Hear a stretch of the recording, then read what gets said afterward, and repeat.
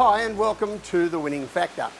I'm Alan Aitken, and on this show each week we take a look at some upcoming races in Hong Kong and we try to isolate an aspect of the race we might look back on later as having been the path to finding the winner. Racing on Sunday at Sha Tin, and the first race we're going to have a look at is race 3, where our winning factor is the tempo. Now this is a stock standard class 4, but I think the ones that stand out as the better chances look to be the Anomaly, who's raced well in all his 5 starts, Romantic Trove, who will appreciate the extra distance, Aurora Pegasus, who backs up from a good run on Wednesday, and Good Beauty, who should be one of the on-pace runners. And to me that is going to be the critical aspect of the race, the horses that can be up on the speed. So we're going to take a look first at the map. This is a field full of horses who don't have a lot of early speed. A huge proportion of this field prefers to get back and run home. But this race is devoid of the pace that is going to help those horses by bringing the leaders back to them. So the horses best suited look to be the likes of Romantic Trove from the inside draw, the Anomaly, who will race handy, Wame Luck, who comes without much form but does race forward, and Good Beauty. I expect them all to be in the first 4 in running without a lot of pressure and sprinting hard from the top of the straight, giving the run-on horses a real lot to do if they're going to beat them.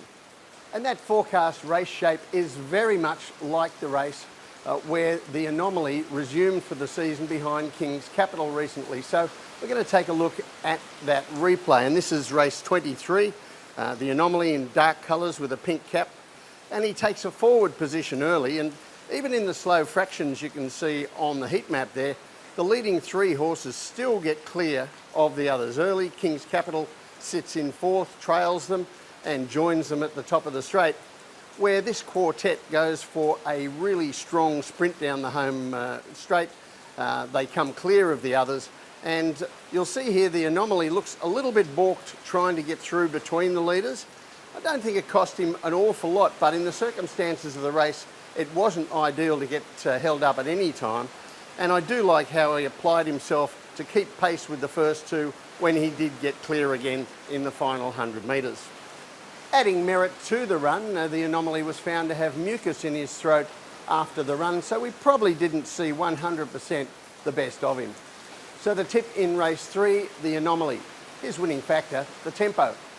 He's a horse lightly raced, only 5 starts. All 5 runs have been pretty good. He's already won a race, and I think he's the most progressive in a very average kind of a race. But more importantly for our winning factor, he's a horse who will race up on the speed where he looks to get all the advantages. The second race we're going to look at is race 5, and our winning factor here, the map.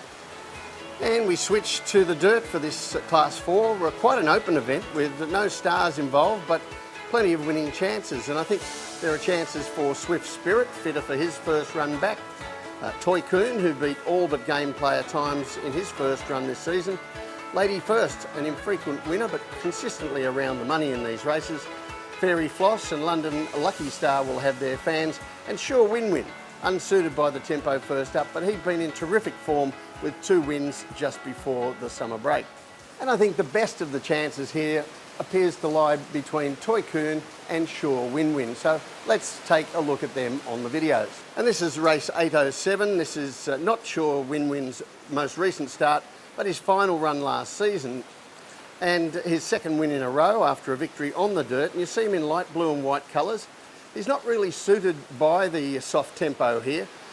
In the middle stages, no speed on. He's a horse that does give away a start.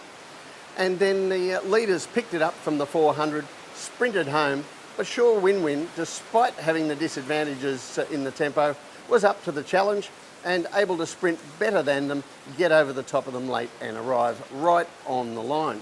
Now first up this season, Sure Win-Win got a lot further back than that from a wide gate. He's better drawn here, but I still think he'll be giving away a start to a horse like Toy Coon. So let's take a look at Toy Coon's latest run, and this was actually his first attempt on the dirt surface.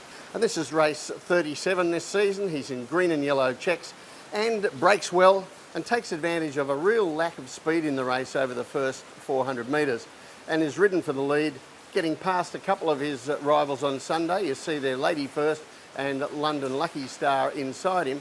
And he gets the rail and controls the speed. But I think importantly, his rider on this occasion, Harry Bentley, doesn't walk them.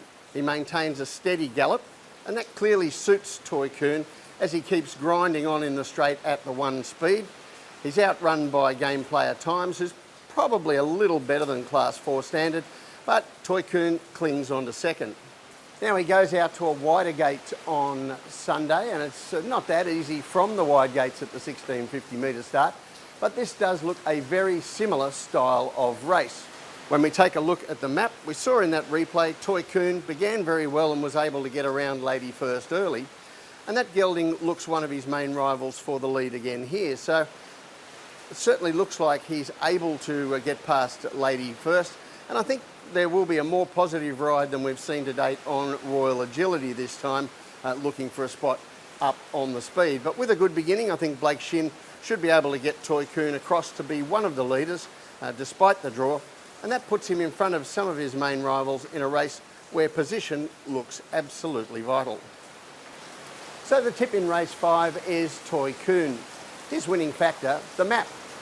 I think that early speed that he showed last time in his first attempt at the 1650 on dirt is what's going to put him in the right position here. Some of his main rivals are going to get back, and that is not going to help them in this race that looks a little bit tactical.